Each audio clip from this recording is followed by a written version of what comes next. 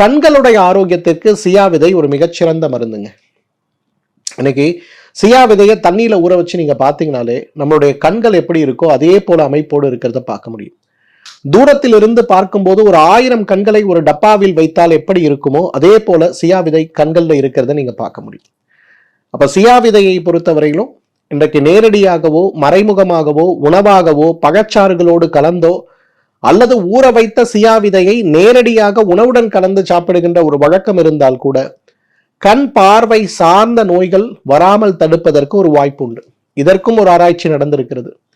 சிட்னியில் இருக்கக்கூடிய ஒரு பல்கலைக்கழகம், மருத்துவம் சார்ந்த பல்கலைக்கழகத்தில் நடந்த ஆராய்ச்சி. இந்த ஆராய்ச்சியில ஆர்பின்னு சொல்லக்கூடிய ரெட்டினைட்டிஸ் பிக்மெண்டோசா சார்ந்த ஒரு ஜெனட்டிக் நோய்.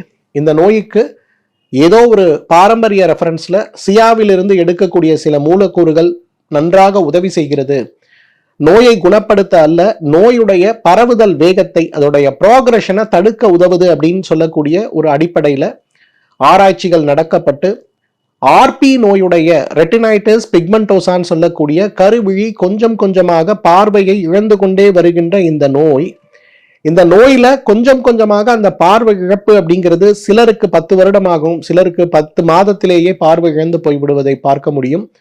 இந்த இழப்பை சரி செய்வதற்கு மிகப்பெரிய அளவில் உதவி செய்யக்கூடிய ஒன்றாக இந்த சியா விதை இருக்கிறது அப்படின்னு சொல்லக்கூடிய ஆராய்ச்சி ஒரு ஆரம்ப நிலை ஆராய்ச்சி தான், நல்ல பலன் கொடுத்திருக்கிறது. இன்னும் அது சார்ந்த ஆராய்ச்சிகள் நடக்கிறது.